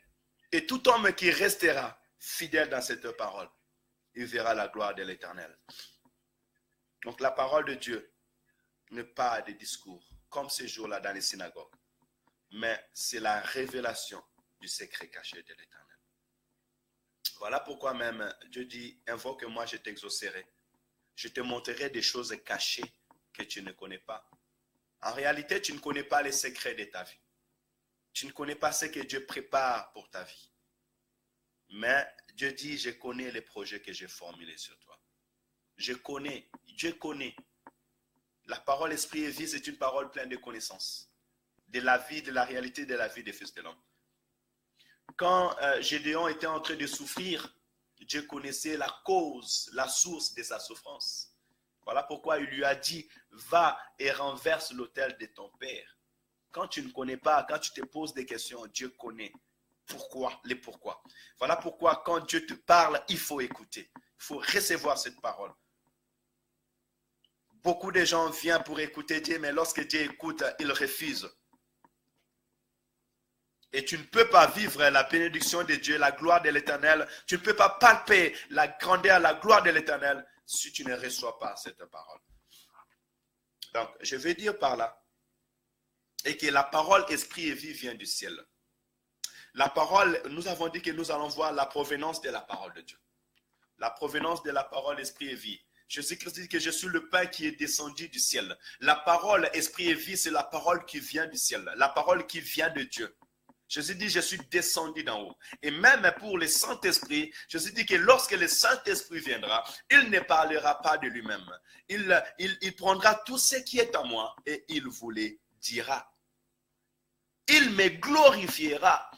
Celui qui parle la parole esprit et vie, c'est celui qui reçoit la révélation du ciel, qui reçoit la parole qui vient de Dieu et qui vient l'annoncer au Fils de l'homme. Voilà pourquoi, pour recevoir la parole esprit et vie, il faut être connecté avec le ciel. Tu dois garder ta communion avec Dieu. On ne peut pas te dire ainsi dit l'Éternel si l'Éternel n'a pas dit. Moïse ne pouvait pas aller dire aux enfants d'Israël que le Dieu de nos pères nous a visités. D'ailleurs, il est resté pendant 40 ans avec Jéthro. Donc, silence total. Aussi longtemps que Dieu n'avait pas parlé, il n'avait rien dit. Et je vais encourager quelqu'un, si Dieu t'a parlé, parle. Mais si Dieu ne t'a pas parlé, ne dis rien. Parce que ta parole, il n'y aura pas l'esprit et vie. Mais si Dieu te parle, tu peux parler parce que dans ta parole, il y a l'esprit et vie. Ce que Dieu dit, il le réalise. Ce que Dieu dit, il accomplit. Ce que Dieu dit, c'est ce qu'il connaît déjà sur la vie de l'homme. C'est ça la parole, esprit et vie. Alors, je vous encouragerai à rester en communion avec Dieu. Celui qui est en communion avec Dieu, c'est celui qui marche dans la sainteté, dans la crainte de l'Éternel. C'est celui qui a la vie des prières. C'est celui qui cherche la face de Dieu. Il dit, invoque-moi, je t'exaucerai. Je te montrerai des choses cachées que tu ne connais pas. En tout moment, Moïse avait un problème, mais pour parler aux enfants d'Israël, pour parler au peuple de Dieu, il montait sur la montagne. Une fois, il montait sur la montagne. Quand il descendait avec la parole. Les 10 commandements n'étaient pas descendus au milieu du peuple seulement. Mais Moïse était monté pendant 40 jours et 40 nuits. Et c'est en descendant qu'il a parlé avec le Père. Et il est descendu avec la parole de la vie. Tu vas avoir la parole, esprit et vie. Tu dois être connecté avec le ciel. Afin que l'Éternel te révèle les choses cachées. La véritable prophétie vient de Dieu. Tu ne peux pas être prophète si tu n'as pas reçu le mandat, la parole qui vient de l'Éternel. Serviteur de Dieu, il est temps que nous puissions renouveler notre confiance en Dieu. Il est temps que nous puissions nous reconnecter avec les ciels. Il est temps que nous puissions nous reconnecter avec les choses d'en haut. Christ lui-même, qui était 100% Dieu, 100% homme. Marc me témoigne par son comportement, son caractère. Il dit, très tôt le matin, il s'est levé, allait dans un lieu désert pour prier. La communion qui vient du ciel. Le planning du ciel dans la vie de l'homme, les projets de Dieu dans la vie de l'homme. Tu en as besoin, mon frère et ma soeur, pour avoir la parole, esprit et vie. Tu dois être en connexion avec les ciels, en connexion avec l'esprit. Garder l'héritage que Dieu t'a donné. Et Dieu va commencer à parler à ton esprit. Il parlera à ton église. Aujourd'hui, nous avons perdu la communion avec Dieu. L'église aujourd'hui n'écoute plus la voix de l'Éternel. Il n'y a plus de prophéties. Il n'y a plus des orientations. Les hommes commencent à marcher par leur propre orientation, faire leur propre volonté. La puissance de la parole de Dieu a disparu. L'obéissance de la parole de Dieu a disparu. La considération de la parole de Dieu a disparu. Pourquoi? Parce que les hommes ne sont plus connectés avec le ciel. Parce qu'il n'y a pas le pain qui descend du ciel. Il dit même qu'au dernier jour, mon peuple sera enseigné par moi-même. Qu'est-ce que l'Éternel t'a donné pour donner à son peuple? Soyons éveillés, rachetés du Seigneur. Quand tu vois celui qui est devant toi, ne marche pas dans la crainte de Dieu. Il ne marche pas dans l'obéissance de Dieu. Ça veut dire que sa connexion avec le ciel a disparu. Il a gardé la parole, il a gardé les discours. Il a gardé la faculté de parler. Mais ce qu'il a perdu, c'est l'esprit et vie. Et il ne peut pas te communiquer la vie. Mais plutôt continue à intercéder, à prier pour celui que tu vois. Il se sacrifie, il se donne, il cherche la face de l'Éternel. Parce que lorsque tu cherches la face de l'Éternel, lorsque tu invoques l'Éternel, l'Éternel se manifeste. Il est écrit, cherchez l'Éternel pendant qu'il se trouve. Invoque-le lorsqu'il est prêt. Lorsque tu invoqueras l'Éternel, tu montes dans sa présence, tu dis, Seigneur, révèle-toi à moi. Vous savez, Moïse, dans Exode chapitre 32, 33, vous verrez que Moïse, devant la face de l'Éternel, il dit, si j'ai trouvé grâce à tes yeux, fais-moi voir ta gloire. Fais-moi voir ta gloire. Tu chantes toujours, Seigneur, fais-moi voir ta gloire, fais-moi voir ta gloire. Mais comprends que Moïse était dans la face de l'Éternel. Il était en communion avec les ciels. Et dit, Seigneur, fais-moi voir ta gloire. Si j'ai trouvé grâce à tes yeux, ne me laisse pas marcher tout seul. Ne laisse pas ces peuples marcher tout seul. Marche devant nous. Si les enfants d'Israël ont marché le jour avec le nuée et la nuit avec un colonne de feu, parce que Moïse avait insisté à dire, Seigneur, marche avec nous. Sois toi-même avec nous. Ne nous laisse pas marcher tout seul. Est-ce que dans ta vie, tu dis à Dieu, marche avec moi, ne me laisse pas marcher tout seul? Ou tu prends tes décisions, tu prends tes imaginations, tu prends tes projets et tu commences à l'imposer à l'Éternel. Non. Dieu connaît le chemin qu'il a tracé pour nous. Et il fait ce qu'il veut dans notre vie. On n'impose pas à l'Éternel, mais on s'humilie devant la face de l'Éternel. Et là, lui guide nos pas. Donc, on a soulevé le premier point. Ce premier point qui est que la parole qui descend du ciel, c'est cette parole qui est esprit et vie. Et nous, enfants de Dieu, pour recevoir la révélation, pour recevoir la connaissance, pour avoir la parole de la prophétie, pour être avertis des choses à venir, pour que dans notre église qui ait la vie, pour que lorsque nous témoignons cette parole puissante qui a la vie et l'esprit, nous devons rester en communion avec les cieux. C'est ça la provenance. Il n'y aura pas d'autre provenance. Si ce n'est la parole venue d'en haut. Et Dieu agit encore. Il est le même hier, aujourd'hui, éternellement. Je peux t'assurer qu'il agit encore. Il utilise encore. Il parle encore. La grâce de l'Éternel n'est pas finie. Les œuvres de l'Éternel n'est pas finies. Le Dieu qui a révélé Jean dans l'île de Patmos, les choses cachées. Vous savez, quand vous lisez les livres d'Apocalypse, vous lisez les livres d'un homme qui physiquement était devenu aveugle. Ils avaient mis Jean dans l'île de Patmos, on l'a crevé l'œil, mais l'Éternel lui a transporté en esprit. Et il a ouvert l'œil de l'esprit. Et il a commencé à lui montrer la gloire de l'Éternel, ce qui se passe dans le lieu très haut, la manière dont les anges l'adorent et les choses cachées, les événements cachés. C'est de ça que nous voulons parler. Tu dois être connecté avec le ciel, que les yeux des spirituels s'ouvrent, afin que tu puisses voir les secrets cachés de Dieu pour la vie de son peuple et de venir l'annoncer. C'est ça la parole, esprit et vie. Ça ne dépend pas de la main des hommes ni de la force de l'homme.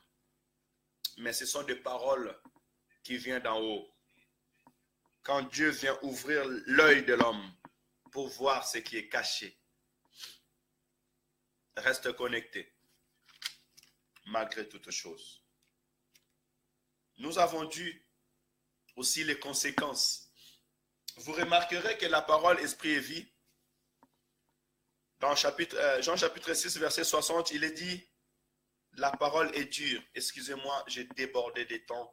Veuillez m'excuser, mais aujourd'hui on ne travaille pas, on peut rester dans la présence de Dieu. Veuillez vraiment m'excuser, vous qui avez des choses à faire. Et si vous êtes pressé des choses à faire, c'est le direct, c'est enregistré. Je le mettrai aussi sur YouTube. Vous pourrez toujours revenir. En YouTube, vous allez sur ma chaîne Pasteur Jean-Ali Chéri et vous recevrez aussi ces paroles dans quelques heures. Et vous pourrez aussi les partager parmi vos frères. Et je prends plaisir de partager la parole de l'Éternel. Veuillez m'excuser encore. Jésus-Christ, les disciples diront à Jésus, cette parole est dure, qui pourra les supporter? La parole esprit et vie, ce n'est pas la parole qui vient pour plaire à nos oreilles. Ce n'est pas la parole qui vient pour nous satisfaire. C'est une parole qui est dure. Une parole qui est dure à recevoir. Voilà pourquoi vous verrez que des disciples, certains sont partis parce qu'ils n'étaient pas prêts à manger la chair et boire le sang. Ils n'étaient pas prêts à écouter cette parole et recevoir la vie. Ils n'étaient pas prêts à écouter la parole de Dieu et recevoir la vie que Dieu leur a donnée. Ils se sont précipités aux pensées des hommes et n'ont pas pu vivre la gloire de l'Éternel. Vous savez, les choses de Dieu ne sont pas dures, elles sont faciles. Mais quand tu marches par tes propres pensées, par tes propres imaginations, là tu les vois difficiles et tu te perds. Des fois, plusieurs ont abandonné les chemins du Seigneur parce qu'ils n'avaient pas compris la volonté de Dieu dans leur vie. La parole de Dieu est dure, comme cet jeune homme qui venait, qui voulait suivre Jésus. Et Jésus lui a dit, si tu veux me suivre, va vendre tout ce que tu as, tout est bien, et suis-moi. Il a courbé sa tête. Il a dit, je vais laisser ma maison, je vais laisser mes biens, je vais laisser tout ce que j'ai pour suivre Jésus. Il est parti, perdu dans le monde. Voilà pourquoi, quand on te dit laisse la fornication, tu as du mal à laisser la vie de la publicité. Elle est dure, mais c'est pour te libérer, c'est pour te sauver. Il disait à Hérodias et à Hérode, laisse Hérodias, parce que ce que tu fais, il ne t'est pas permis, c'est la femme de ton frère. Comment tu peux vivre avec Dieu et vivre dans l'impudicité? Aller prendre la femme de ton frère. Tu te dis serviteur, mais tu vis dans l'iniquité, dans l'adultère. Tu te dis peuple de Dieu, mais tu vis dans la prostitution. Christ avait dit à cette femme, moi non plus je ne te condamne pas, mais va et ne pêche plus. Va et arrête la vie que tu vis. Mais tu diras non, c'est mon gagne-pain. Si je les laisse, qui veut me donner à manger? Qui va me donner à boire? Christ a dit, à chaque jour suffit sa peine. Si Dieu donne la nourriture aux oiseaux, il te donnera aussi. La parole qui vient du ciel, la parole esprit et vie, c'est une parole qui est dure. Voilà pourquoi il a dit à Pierre, laisse tout sur moi, je ferai de toi un pécheur d'homme. Pierre avait une famille, il avait une femme. La Bible nous dit qu'un jour, Christ était entré dans la maison de la belle-mère de Pierre, qu'il les trouva malade. Ça veut dire qu'il avait toute une famille. Et lorsqu'il était en train de faire le pêche et gagner des poissons pour faire nourrir sa famille, mais Christ lui a dit, laisse cette vie. Viens, moi je te donnerai une nouvelle vie. Vous savez, il y a un temps où nous devons tout abandonner pour suivre Christ.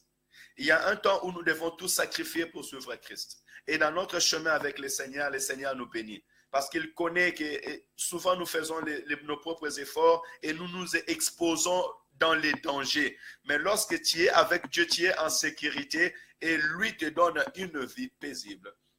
Non seulement pour refléter sa gloire, mais pour aussi que pour toute ta famille soit bénie. Bien-aimé, la parole esprit et vie ne viendra pas seulement pour te dire Amen, Amen, Amen, Amen, Amen. Il a dit à Saul que ma grâce te suffit. Tu étais brigand, tu combattais mon église, je te fais grâce, tu m'as connu. Maintenant, vis avec la grâce que je t'ai donnée, le salut en Jésus-Christ. Même s'il avait besoin d'être guéri, lui qui guérissait plusieurs, lui qui rendait riche plusieurs, mais la grâce de Dieu lui suffit. Si Dieu te dit ce matin que ma grâce te suffit, malgré ce que tu me demandes, je t'ai donné le plus grand, c'est le salut, c'est la vie éternelle. Comment seras-tu? Ou tu diras, Seigneur, comme tu lui as sauvé, sauve-moi aussi. Ce que tu as fait en lui, fais aussi en moi. On veut se comparer aux autres. Non, à chacun de nous, Dieu a donné une portion particulière, une grâce particulière. La parole de Dieu est dure à attendre, dure à recevoir, mais elle change. Tu dois gêner, te priver à manger quand plusieurs mangent, quand plusieurs voient. Surtout ici en Europe, beaucoup ont perdu la communion avec Dieu parce qu'ils ont tout à leur portée. Parce qu'ils ont à manger à leur portée. Et ils n'arrivent plus à gêner, ils n'arrivent pas à chercher la face de Dieu. Ils n'arrivent plus à donner des nuits entières pour l'Éternel. Ils commencent à vivre par la chair. C'est ça les sacrifices. Quand il faut donner, quand il faut jeûner, quand il faut se priver pour Dieu. Vous savez, la parole de Dieu est dure. Quand Dieu, je vous donne des exemples pour que vous puissiez comprendre réellement comment vient la parole de Dieu dans la vie de l'homme. Cette parole qui donne la vie et qui libère. Et il y a des choses qui se passent. Et si tu comprends que ces choses-là qui se passent, c'est réellement ce qui doit se passer lorsque je reçois la parole esprit et vie, tu connaîtras quand l'Éternel te parlera. Parce que des fois, il faut laisser, il faut tout abandonner, il faut recommencer à zéro pour vivre la gloire de Dieu. Christ devait connaître la mort pour entrer dans la gloire du Père. Et il a connu la mort. Il a dit, Père, non pas ma volonté, mais ta volonté. Ressuscité, monté au Père. Tout pouvoir lui a été donné sur la terre et dans les cieux. Parce que quelque chose a été fait. Un sacrifice a été fait. Abraham devait quitter sa famille, son père, sa nation pour aller vers où l'Éternel enverrait. Même s'il ne savait pas où aller, il était seulement orienté. Mais il ne savait pas le lieu, la terre, la montagne où il devait y aller. Mais il devait partir. Si tu ne quittes pas la vie que tu vis du péché, si tu n'acceptes pas d'abandonner la mauvaise manière de vivre, des fois de quitter ses amis, même de quitter des fois sa famille, de quitter ce que le monde t'a proposé, de quitter la rue pour aller s'accrocher à Dieu, pour aller vers où Dieu t'envoie, tu ne peux pas vivre la gloire de l'Éternel. Voilà pourquoi il est temps de se repentir. Il est temps de changer. Il est temps, Église de l'Éternel, si nous voulons voir la gloire du Fils de l'homme, si nous voulons voir le Fils de l'homme assis sur son trône, si nous voulons être parmi le peuple qui bénit le nom de Jésus, il est temps de se repentir. Il est temps de changer ses comportements. Il est temps d'abandonner tout ce qui vous attire, toute la distraction que le diable a mis devant son peuple pour le mettre hors la connexion avec Dieu et de s'accrocher avec l'Éternel notre Dieu. La parole de Dieu est dure à supporter, mais elle donne la vie. Voilà pourquoi quand tu écoutes la parole de Dieu et qu'elle te touche, elle vient toucher ton cœur, sois comme cette femme samaritaine. Dis réellement, cet homme, je vois qu'il est prophète. Sois heureux que Dieu te dise tout ce que tu fais afin que tu puisses changer. Afin que tu puisses abandonner le mal, abandonner la magie, abandonner la sorcellerie, abandonner les rancunes, abandonner les querelles, abandonner l'envie, abandonner la haine. Mais laisse l'Esprit de Dieu agir dans ta vie, faire de toi un homme nouveau, rempli d'amour, rempli de paix, rempli de joie, rempli d'unité. Alléluia. Et une deuxième chose, il faut savoir que la parole de Dieu, elle est dure à supporter. Non seulement elle est dure, mais ce n'est pas facile pour la supporter, la recevoir. Mais c'est pour notre bien. Troisièmement, elle scandalise. La parole de Dieu, lorsqu'elle vient, elle vient scandaliser des hommes, scandaliser les pensées des hommes. Ne t'attends pas seulement au bien. Ne t'attends pas seulement que cette parole vient te dire Alléluia, Alléluia, Alléluia. Non.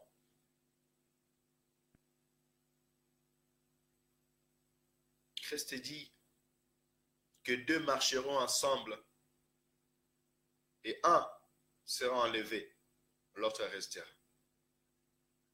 Cette parole vient dire qu'un jour vous serez séparés, même si vous vous aimez autant. Si l'un croit en Dieu, l'autre ne croit pas en Dieu, un jour, l'un se retrouvera seul.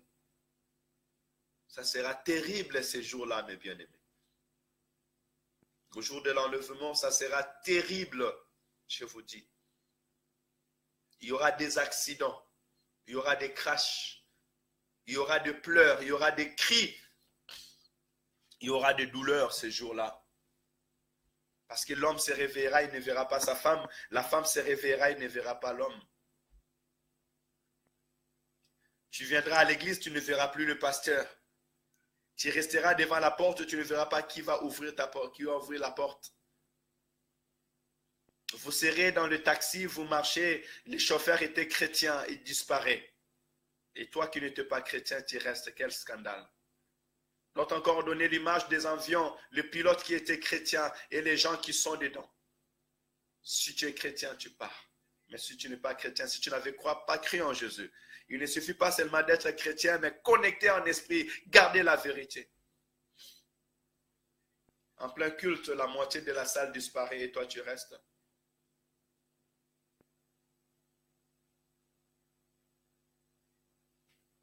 Elle vient toucher le peuple. Où seras-tu ces jours-là, bien-aimé? Ton frère, ton véritable frère, c'est celui qui fait la volonté de Dieu et qui l'obéit.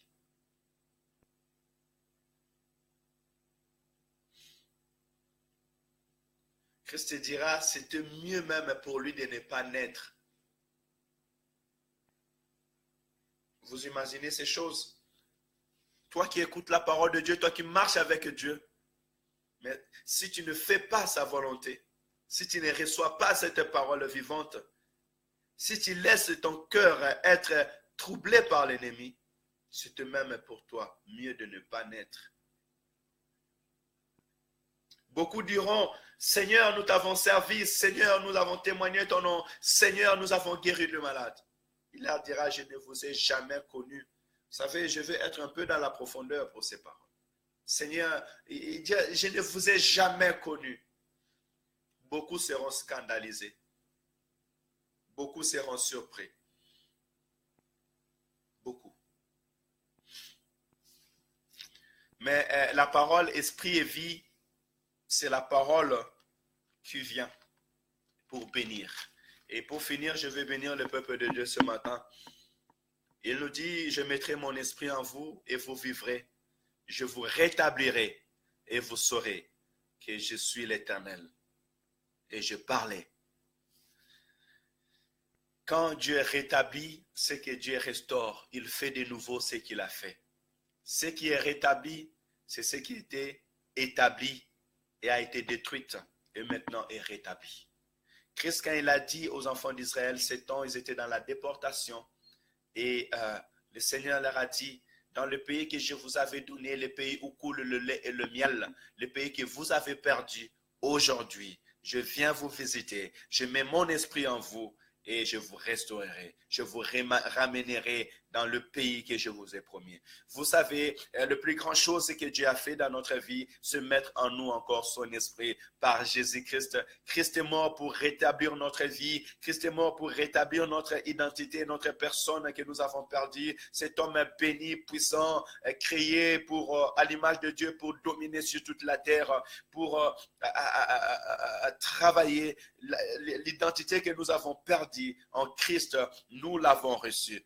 Christ est venu pour rétablir ta vie. Je dis que ta vie soit rétablie au nom de Jésus. Que ta vie spirituelle soit rétablie au nom de Jésus. Que ta connexion spirituelle avec Dieu soit rétablie au nom de Jésus. De la même manière que Dieu descendait tous les soirs pour parler avec l'homme, laisse que l'Éternel te parle chaque jour. Lorsqu'à chaque instant, tout moment que tu chercheras la face de l'Éternel, que tu prieras, même quand tu dormiras, que l'Éternel vienne te parler, qu'il parle à ton esprit, que tu sois révélé des choses cachées, que la connexion spirituelle se renouvelle dans ta vie. Au nom de Jésus, reçois la vie avec l'Éternel, que l'Éternel renouvelle ta force, que l'Éternel te rétablit comme un homme nouveau, puissant dans tout ce que tu feras, dans tes paroles, que la parole qui sortira de ta bouche soit une parole esprit et vie, afin que plusieurs aient la vie et confessent réellement Jésus-Christ est vivant.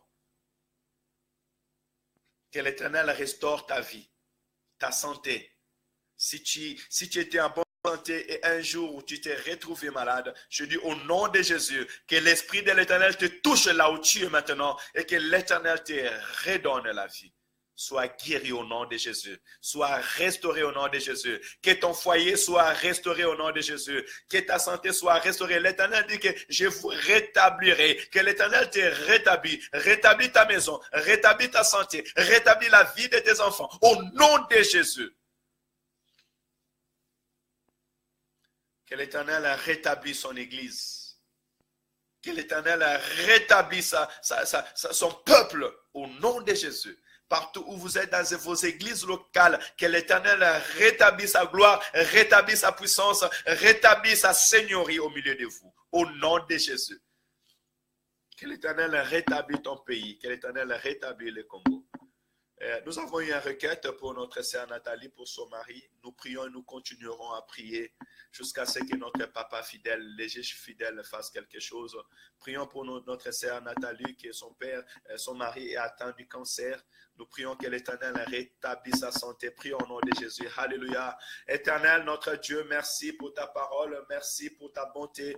Merci pour tout ce que tu fais. Tu es capable de faire. Seigneur, je prie pour le mari de notre sœur Nathalie. Père éternel, nous ne cessons d'invoquer ton nom. Nous ne cessons, Père éternel, de glorifier ton nom parce que c'est toi qui rétablis la santé. C'est toi qui donnes la bonne santé. Père éternel, laisse que ton esprit soit le visite maintenant au nom de Jésus. Père éternel, nous proclamons la guérison dans le corps, Papa, du mari de notre sœur Nathalie. Nous proclamons la guérison au nom de Jésus. Père éternel, nous ordonnons au cancer de quitter ce corps, au cancer de disparaître disparaître dans son corps, déménager au nom de Jésus. Le corps du mari de notre sœur, c'est le corps de l'enfant de Dieu, là où Christ vient pour vivre et faire sa demeure. Père éternel, laisse que tout ce que l'ennemi a voulu planter dans ce corps soit ôté au nom de Jésus. Glorifie ton nom. Papa, n'est-ce pas toi qui m'as dit, cette fois-ci verront de miracles, des choses que Dieu fait et ils témoigneront mon nom. Nous avons vu ce que tu as fait et nous témoignons ton nom. Nous voulons que Nathalie voit ce que tu fais et qu'il témoigne ton nom. Tu annonces une parole et cette parole est annoncée pas pour un homme mais pour plusieurs hommes, Père éternel, pour plusieurs nations.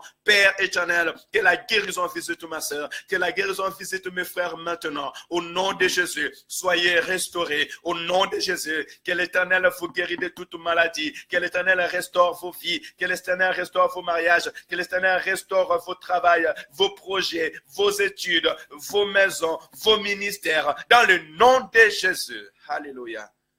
Merci Seigneur. Merci pour ta parole.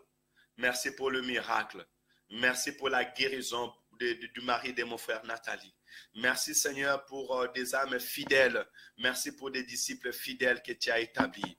Merci Seigneur pour ton esprit que tu nous as accordé. Merci pour la communion qui s'est renouvelée entre ma vie, la vie de mon frère, la vie de ma soeur dans nos maisons. Merci Seigneur parce que tu nous rends capables de supporter ta parole et de la recevoir. Merci car nous allons te voir, Père éternel, de notre propre yeux. Nous allons te voir, nous porterons les corps des anges et nous monterons Seigneur pour ta gloire. Merci Seigneur car tu viens chercher ton église, tu viens chercher ton peuple. Merci Saint d'Israël car tu nous protèges, tu marches avec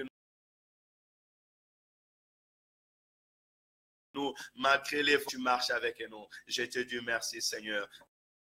Je te bénis, Seigneur. Je te loue, Seigneur. Je te glorifie, Seigneur. Je bénis ton nom. Je bénis ta sainteté. Je loue ta gloire, la royauté. Je loue ton Saint-Nom. Sois béni, mon Dieu. Sois glorifié, Seigneur. Merci car tu t'es fait connaître en nous. Merci car tu t'es révélé dans nos vies, Seigneur. Que ton nom soit glorifié. Merci de nous permettre de marcher en esprit et de garder cette bénédiction que tu nous as donnée.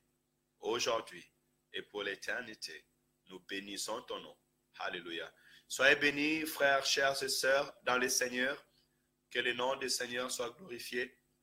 Merci pour ce beau moment que nous avons reçu dans la présence de Dieu. Merci pour votre cœur disposé à la parole de l'Éternel. Et merci pour le feu de l'Esprit qui bouillonne en vous. Rendez-vous pour nos frères qui sont dans la ville de Saint-Étienne et même aux environs. Vous pouvez venir avec nous ce soir de 18h à 20h. Nous serons ensemble dans la salle Café Life. Nous allons adorer Dieu, accompagné du serviteur de Dieu. Donc ce soir, c'est adoration et prière.